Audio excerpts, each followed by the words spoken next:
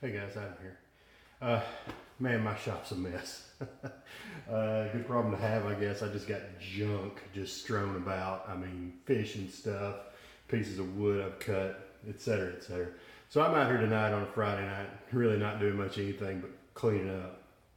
I got a buddy that's gonna come over. We're gonna have a few barley potions later on, but before he gets here, I'd like this place to look a little bit better. In the meantime, I wanted to show you one of my favorite things, which is a Lucky Tackle box. I'm a really bad fisherman, so I need all the help I can get. I got this for Father's Day a year or so ago, and it's a subscription service. Thought I'd open one up and show you what's inside.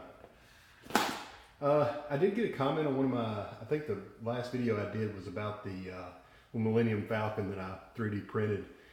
We went to Disney and it's been a whirlwind ever since we got back. The Millennium Falcon piece was hanging on my lanyard. I'll try to dig up a picture of it or show it in another video or something. But it, largely it went unnoticed except for one photographer at Hollywood Studios just had to know what it was, how I made it, how I got the files, how I put it together. I mean, it really didn't turn out that good, but she really liked it. She was a big Star Wars fan.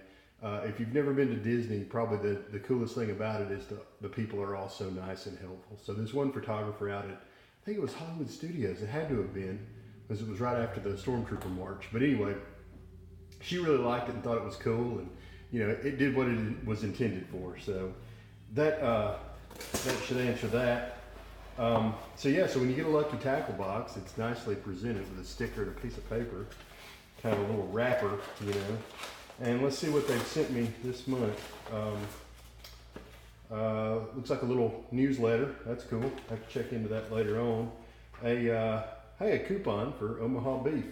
Omaha Beef is a steak company where you can get mail order cuts of meat. Typically it's like steaks and burgers, but they have other stuff too. Huh, cool.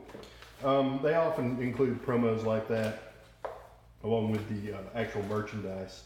Wow, this is cool. So a lot of times they'll include one or two hard baits, larger hard baits. So this looks like a big swim bait. I'm gonna have to read up on this. I've never seen one. I'm not really sure how to fish it, but pretty cool. And looks like we got some little hooks. These are drop shot hooks, which I've never used. But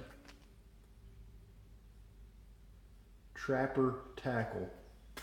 I'll throw those in my box of hooks.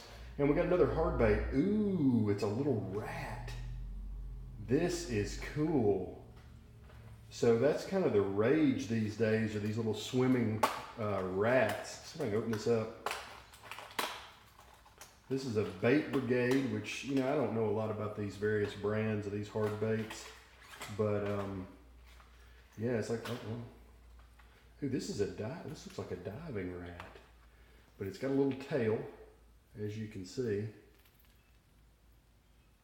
and it's got two treble hooks, and it's got this little bill in the front. I wonder if that thing's going to dive. I'm gonna have to read up on that, and it's got some additional tails with it as well, a couple of extras. That's pretty nifty. I have fished with a rat before, never caught anything. Looks like we've got some type of big curly tail worm, like a culprit style worm. I don't love that color, but you never know what's gonna work. It's kind of a white with maybe a little bit of June bug in there. Little sample pack of curly tail worms, pretty cool. And last but not least, we've got some Bass Attacker. Oh, they're infused with bass fuel. That probably means some kind of like, I don't know, some kind of musky scent, maybe garlic or something. Maybe cat piss. I don't know. Everything's cat pee. They don't smell bad. I don't know what that smells like, other than just like the rubber worm stuff. Made in the USA, infused with bass fuel. I'm gonna try these. They're somewhat clear and green. So these might work out well. I'm gonna take these out with me next time. So that's a Lucky Tackle box right there. Just thought I would show that, see what you think.